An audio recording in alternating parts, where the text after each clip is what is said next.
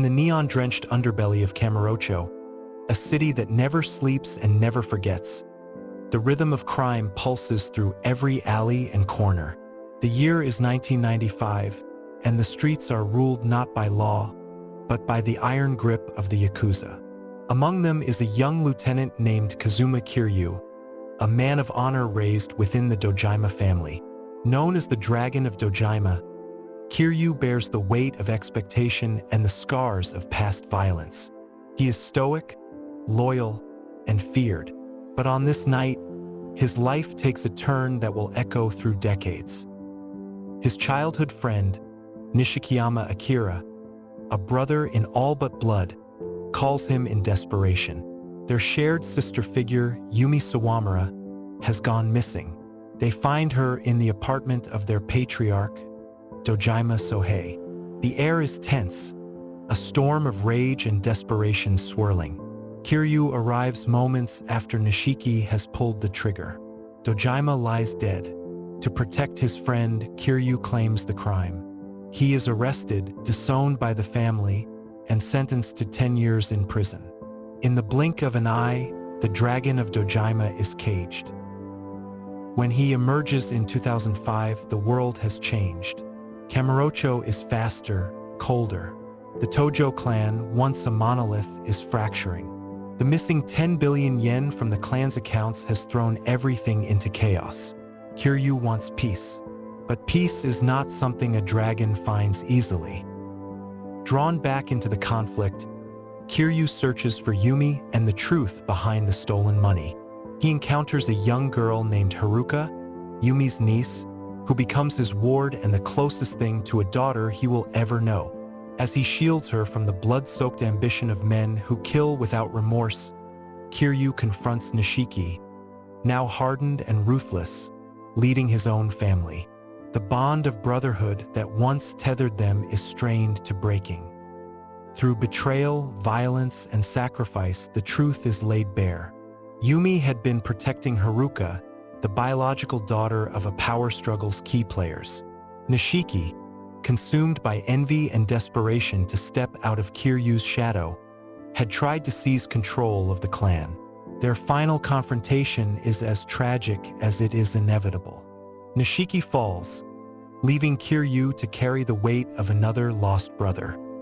Kiryu leaves the Yakuza, entrusting the future to others. But fate has a cruel sense of humor. In 2006, his old life drags him back. The fifth chairman of the Tojo clan is assassinated, and Kiryu is asked to act as intermediary between the Tojo and the Omi alliance of Osaka. Alongside him, Haruka stands taller now, but still clutching to the warmth of his protection. Amid the turmoil, Kiryu meets Kaoru Sayama, a detective with secrets of her own. Their journey takes them deep into Okinawan roots and a conspiracy stretching decades. The truth: Sayama is the daughter of a powerful Tojo boss, lost and hidden to protect her from the chaos. Kiryu fights for her truth, for the clan's peace, and for the hope of leaving violence behind. But peace is never simple. As blood is spilled and enemies rise, Kiryu's legend grows. By 2007, Kiryu has opened an orphanage in Okinawa, a quiet retreat for children scarred by war and abandonment. Among them is Haruka, maturing, dreaming of a future. But the government and Yakuza encroach once more. Land deals, betrayals, and secret military projects pull Kiryu back into battle. Ryudo family thugs, corrupt politicians, and ghosts of the past push him into war not for power, but for the future of innocent lives. In every punch thrown and every truth uncovered, Kiryu becomes more than a Yakuza. He becomes a guardian. Even when he tries to vanish, the underworld follows. In 2009, Daigo Dojima, now chairman of the Tojo clan, is shot. Kiryu must uncover a plot stretching into prison walls and Chinese triads. He faces Lao Kalong and the Jingwen Mafia, all vying for dominance. The truth emerges, everything is connected. An old rival, Ruji Goda, known as the Dragon of Kansai, challenges Kiryu. A clash of dragons ensues, thunderous and final. As smoke settles, Kiryu once again recedes into shadow, but only until the call for justice rings louder than his yearning for peace. The years move forward, but Kamurocho never forgets its guardian dragon. By 2010, the quiet days in Okinawa fade into smoke and sirens. Haruka, now a young woman with dreams of the stage, begins to outgrow the safety of the orphanage walls. Kiryu watches, proud but worried. The world beyond is sharp, and fame cuts deeper than blades. She travels to Osaka, seeking a future in the entertainment industry, but she finds herself entangled in the ruthless games of talent agencies, scandal cover-ups, and the creeping influence of organized crime. Kiryu follows, once again walking the shadowed alleys of Sotenbori and Kamurocho. He fights not for power, but for her innocence. Along the way, he encounters powerful allies and enemies, Majima, ever chaotic and loyal, Daigo, burdened by leadership, and new faces like Akiyama, a moneylender with a code, and Tanamura, a cop chasing redemption. Each man carries a part of the truth, and together, they uncover a conspiracy reaching back to post-war Japan. A man named Munakata, a top official in the police, seeks to dominate both the law and the underworld. To do it, he needs to destroy the Tojo clan and bend the remnants of the criminal world to his will. Through alliances, betrayals, and brutal street justice, Kiryu stands firm. In a final confrontation with Munakata, the line between cop and criminal blurs. Justice is not always clean. Kiryu walks away again, his legend deeper, his burden heavier. Haruka, scarred but strong, begins to rise in the public eye, but light invites shadow. In 2012, a murder rocks the stage of Haruka's debut concert. The dead man was part of a talent agency with deep ties to organized crime. Kiryu, blamed and hunted, vanishes to protect her. He hides in Fukuoka under a new name, working as a cab driver. But peace dies quietly. The Omi alliance stirs again, and a mysterious new figure, Masumi Arakawa, begins to move. Daigo, Majima, and Sejima are all attacked. The balance crumbles. Kiryu is dragged into the war, uncovering a power struggle not just between clans, but within the Japanese government itself. A secret plan, the empty lot of this new era, aims to dismantle the Yakuza entirely. Kiryu learns that his name, his face, is no longer just a legend. It is a symbol. To protect those he loves, he must erase it. In a selfless act, Kiryu fakes his death. At a hospital rooftop, he walks into the light of gunfire and disappears. The world mourns the dragon of Dojima, but he lives in secret, watching from afar. The years pass. New dragons rise. In Yokohama, 2019, a new hero emerges. Ichiban Kasuga, a low-ranking member of the Arakawa family. Loyal to a fault, childlike in heart, and fierce in justice, Kasuga takes the fall for a crime he did not commit. He serves 18 years in prison, only to be forgotten upon his release. The world he returns to has no place for him. Arakawa has betrayed him. The Tojo clan has collapsed. The Omi alliance rules. Homeless and hunted, Kasuga builds his own family from the broken and the outcast. A former nurse, a disgraced cop, a nightclub hostess. They are not warriors, but they fight for each other. Kasuga dreams not of power, but of justice, of a better world. He uncovers a plot that threads through the political underworld, a counterfeiting operation called the Bleach Japan movement. Politicians, Yakuza remnants, and businessmen all tangled in a plan to rewrite Japan's criminal underworld. At its heart, Masumi Arakawa and a man named Ryo Aoki, the prime minister, whose true identity is Masato Arakawa, Masumi's son. Kasuga's journey is wild, absurd, and deeply human. He believes in people even when they fail. He forgives. He fights not to win but to protect. In a final stand, he exposes Aoki's lies. The truth shatters the illusion. Arakawa dies a tragic hero. Aoki, consumed by the weight of legacy and deception, ends his life. Kasuga does not rise as a kingpin. He becomes a new kind of dragon, a symbol not of fear, but of hope. But in the shadows, Kazuma Kiryu still lives. He watches from afar, aging, aching, unseen. But destiny does not forget dragons. The years weigh heavy on Kazuma Kiryu. Though the world believes him dead, he lives quietly in a hidden facility run by the Daidoji faction, a secretive group with eyes in every corridor of power.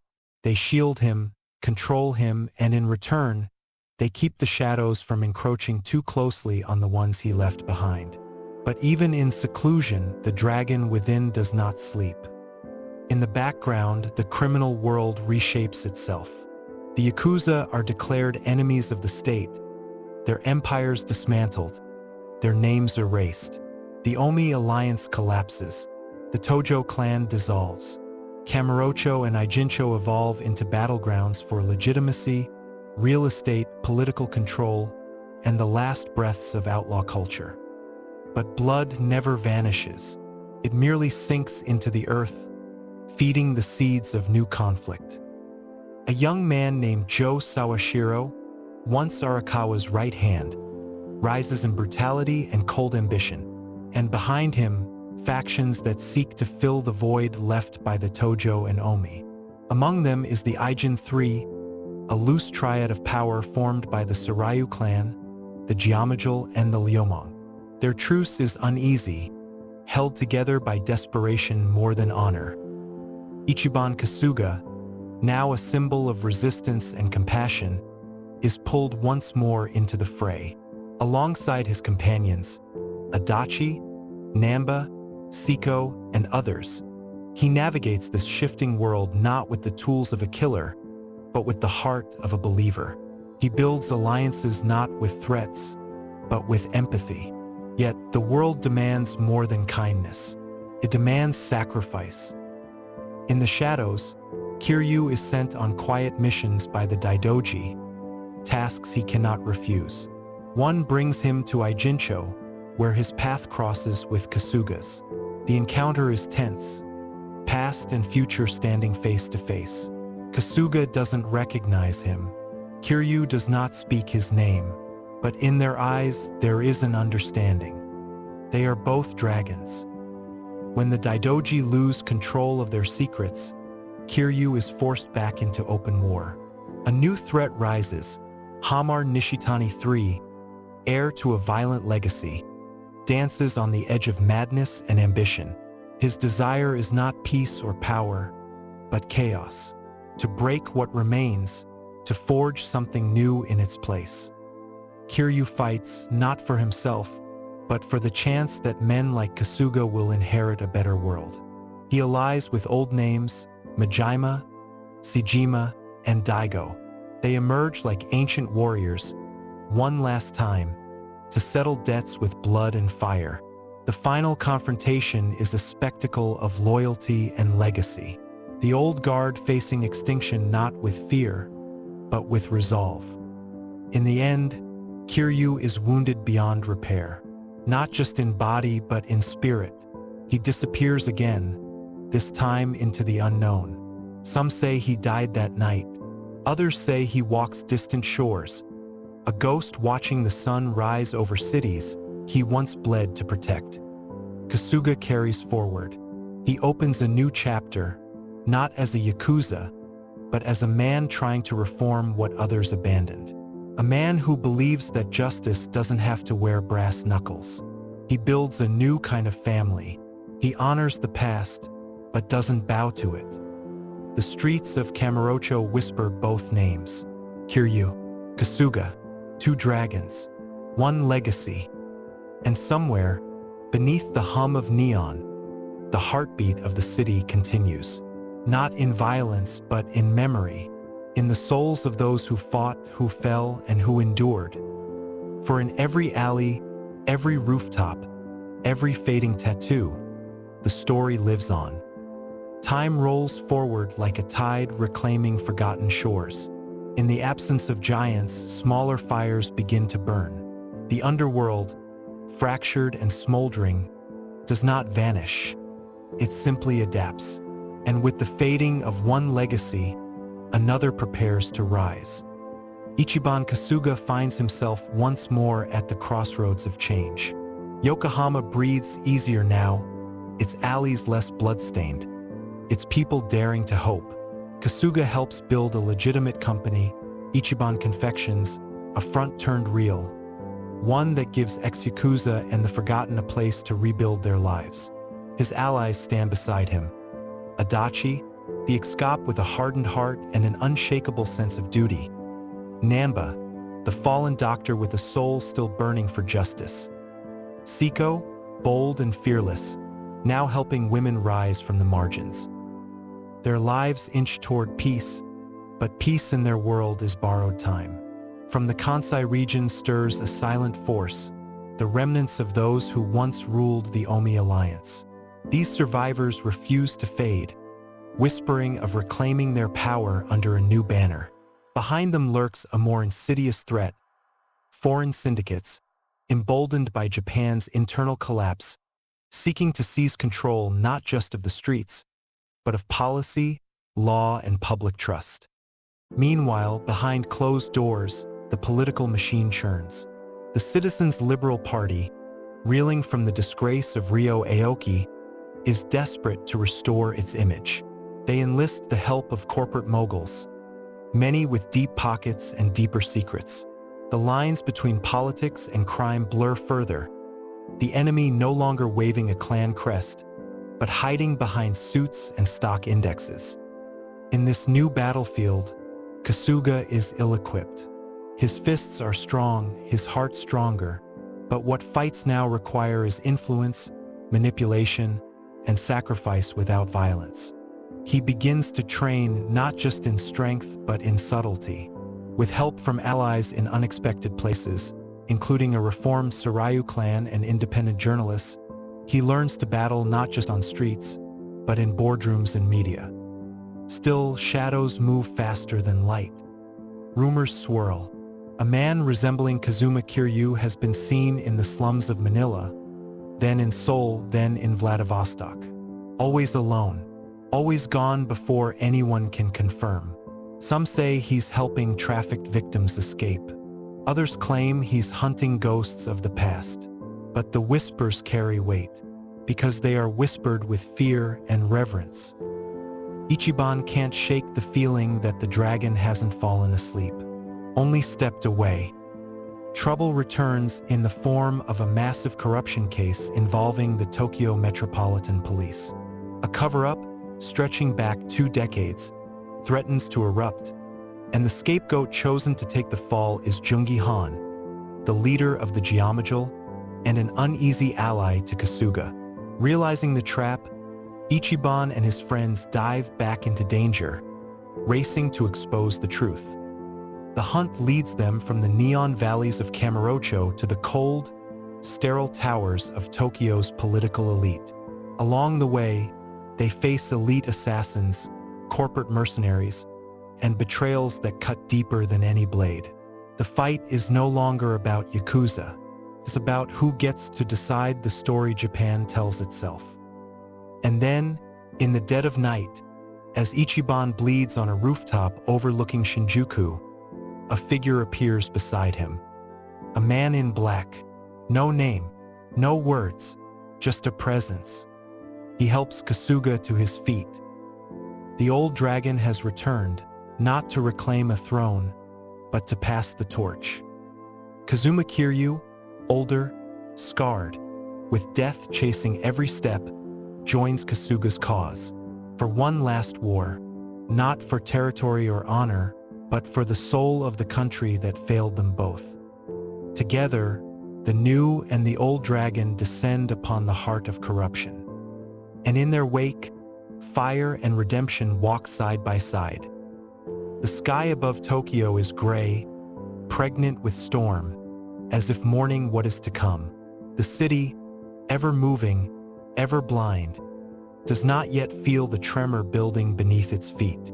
But the dragons do. They know. Ichiban Kasuga, battered but unbroken, now stands at the crossroads of his final battle.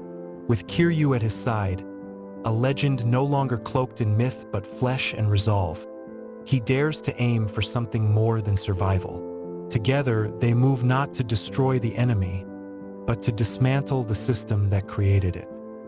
They strike from within. The plan is audacious. Ichiban infiltrates the corporate sphere under the guise of reform. He uses Ichiban Confections as a launchpad, establishing partnerships, building trust, and slowly infecting the financial underbelly of Japan's corrupt elite with the antidote of accountability. He holds interviews, he debates, he inspires. His past becomes a weapon, his scars a badge of proof that redemption is real. Kiryu, meanwhile, moves in silence. He tracks the real architects of the nation's decay. The remnants of the Daidoji faction, rogue members of the police, and foreign operatives who use Japan's chaos as a cover for global trafficking networks. His battles are swift, brutal, and always in the shadows. Each name crossed off his list brings him closer to peace, but also to death. Time is his enemy. His illness advances. His body fails, but his will remains steel. The final confrontation begins not with an explosion, but a revelation. Ichiban unveils the deep-rooted collusion between the Citizens' Liberal Party, major conglomerates, and international crime syndicates. A leak of documents, curated and verified by Kamitaki, the tech prodigy Kasuga once saved, triggers nationwide outrage. The media erupts. Protests flood the streets. Young people begin to question the world their parents quietly endured. The establishment retaliates with fury. Adachi is framed for assault. Nanba is attacked.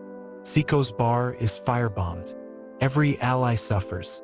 Yet none abandon Kasuga, because what they fight for now is more than their own future. It is for a country too long held hostage by ghosts. Kiryu takes the final step alone. Deep beneath Tokyo, in a bunker left from wartime paranoia, the leaders of the modern Yakuza governmental alliance convene. He breaches their sanctum. He delivers his reckoning, not with bullets alone, but with truth, with the undeniable presence of a man who gave up everything, returned from the dead, and still refused to bow. He does not walk out, but his message does. The fallout reshapes Japan. High-ranking officials resign. Laws change. The police reform under new leadership. Young, principled, unafraid. The underworld does not vanish, but it loses its immunity. The Aijin 3 dissolve peacefully. The Soryu clan becomes a legitimate protection organization. The Geomagel transition into cybersecurity and defense. Even the Liumang find new purpose as community builders. Ichiban stands before a crowd in Yokohama's Chinatown. He announces his candidacy for local office, not as a politician, but as a citizen. A man who wants to serve, not rule. His campaign slogan is simple: "No one is worthless." He wins by a landslide. On the anniversary of Kiryu's final mission, a monument is unveiled in Kamurocho. Not of him, but of a dragon spiraling toward the sky, its tail entwined with a phoenix. At the base is a plaque with no names, only words. For those who walked the shadows, so others could live in light. And somewhere, beyond Japan's coasts, in a quiet village unnamed on any map, a man tends to a garden. His back is crooked, his hands scarred. Children play nearby. They call him Jisan. He smiles, listens to the wind, and when no one watches, His fingers trace an invisible tattoo that once burned across his back. The dragon sleeps, but the story endures. Because some legends never die. They just become the soul of the street. Forever Yakuza, forever like a dragon,